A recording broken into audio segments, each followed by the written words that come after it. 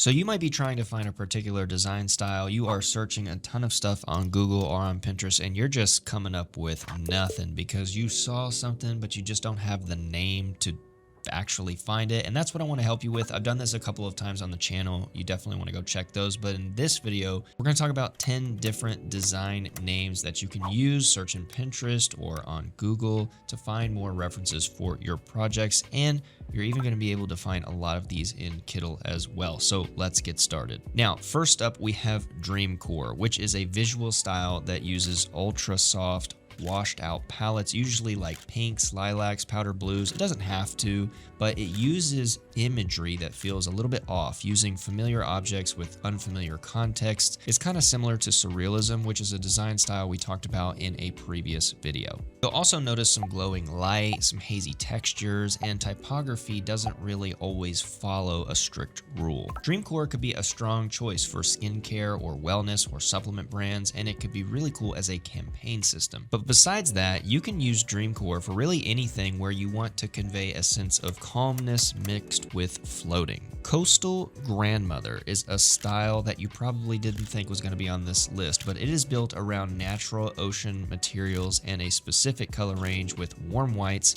seafoam green, sandy beige, terracotta, which by the way is my favorite color, in case you were wondering. The palette kind of feels sun-bleached, like things were left out in the super bright weather for a long time. You'll also notice a lot of linen and rope textures, simple serif or clean sans serif typography, maybe the occasional monoline script, and there's nothing really going to be super polished or studio lit for the imagery. It works really well for soap brands, cookware, home decor, but beyond that, it's really a good fit for a design system or some packaging where you want the buyer to feel like they're just simplifying their life or having a good time. Biophilic Design might be a new one for you, and that's a visual style that pulls heavily from the natural world, not just by using green, by using organic asymmetric shapes, wood grain, stone, moss, bushes, and an assortment of botanical illustrations. The palette, as you imagine, is earthy greens, browns, and soft neutrals, and you'll also notice layouts tend to use a lot of breathing room, letting the natural elements sit there without competing with anything. The type choices are also usually simple, so the textures and the greenery do a lot of the work.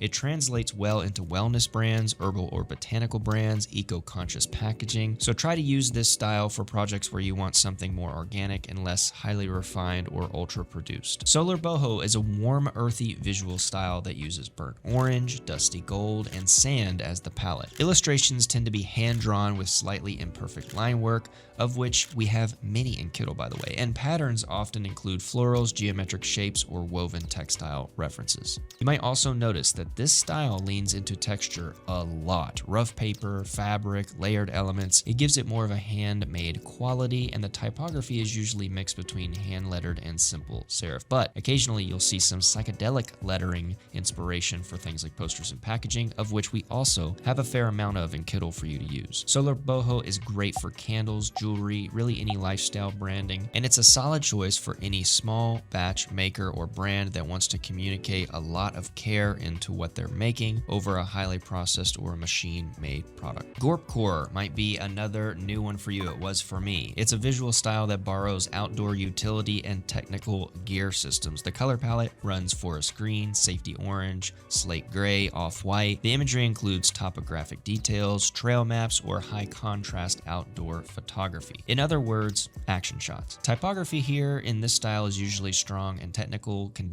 sans serifs, bold weight. Layouts feel constructed rather than decorative. And this is a strong fit, obviously, for outdoor and adventure brands, gear packaging, apparel graphics, but it could work for POD as well, specifically hiking or camping or nature-focused audiences, especially for posters, since maybe a t-shirt could be overly busy unless you strip down some of those elements. All right, we've got 5 more design names, but real quick, if you can do me a favor and hit the like button if you're getting value from this video, and hit the subscribe button to join the Kittl fam so you don't miss videos like this one. And then go down and comment a design style you have in mind, or you could do it later, but comment a design style that you want to see more of or you want to see pop up this year. Now, speaking of a design style I want to see more of, we have transparent tech, which is subtly coming back. Transparent tech is a visual style defined by frosted translucent glass or plastic overlapping shades and cool toned palettes like blue, silver, purple, near white.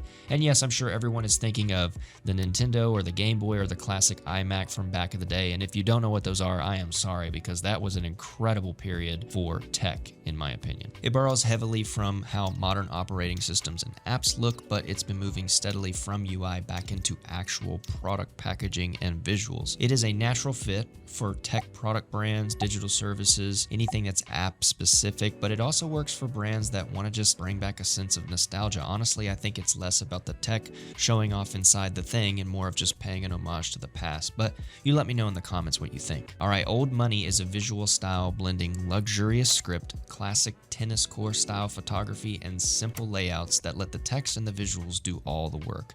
You might also search things like luxury typography design to come up with some cool options. The color palette here is muted. Think creams, navy, forest green, burgundy. Nothing sits at full saturation, at least from what I've seen, and the typography leans heavily into classic serifs paired with elegant script, with the occasional sans serif subtext. The layouts again are generous with the white space with very little decorative layering. Now you may also commonly notice some fine line work like a crest or a monogram, and this is for more of that luxury brand aesthetic. The photography tends to be editorial, again with a ton of negative space. And you probably guessed this already, but it works really well for premium product brands, spirits, fragrances, stationery, leather, even sports or sporting clubs, and it suits any project where the goal is to communicate high quality. Twee is a visual style that uses a mixture of scrapbooking, illustrated characters, stickers, hand-lettered typography, and pastel color palettes. There will commonly be patterns that lean more vintage influenced, and there's usually some kind of detail in the design that feels unexpected or odd.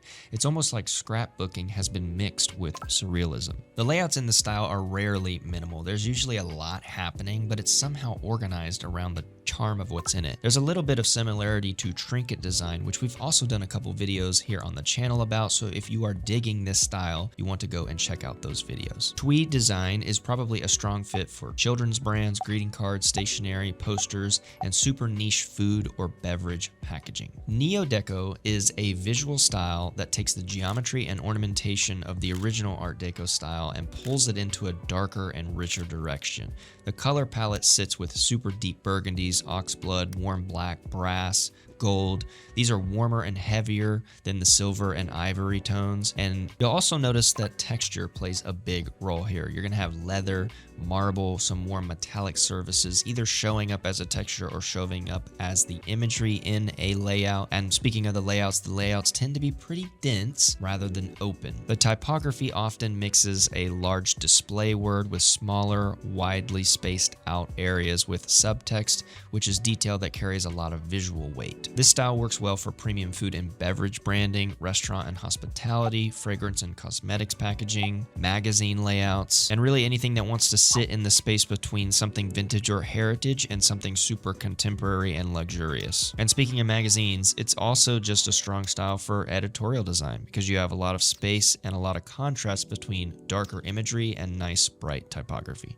And our last design style is Witchcore, not to be confused with a few other styles, so let's make a quick distinction here before we get into it. Goth design uses darkness, shadow, blacks, sharp edges, and anti-establishment visuals, where dark academia design is romanticized and scholarly, so you're going to think tweed, candlelight, old libraries, but Witchcore is a little bit different. It's grounded in nature and elements rather than just darkness or academia, although you might be thinking of a particularly popular franchise about witches and wizards where they go and study academia, which by the way, I've been watching a new series called Witch Hat Atelier. Obviously, I'm not telling you to go and watch this, but the visual style is just incredible and it leans a lot into what we're talking about with this design style. Anyway, the visual palettes here sit with deep forest greens, aged parchment, warm browns, and near blacks. You're also going to see a lot of botanical illustration, moon phases, crystals, stones, and hand-drawn line work. The typography tends towards organic, vintagey, and black lettering, maybe some script, but nothing is ever too clean or refined. So this style works really well for apothecary or branding, candles, herbal products, anything adjacent to something super crafted, and the audience for this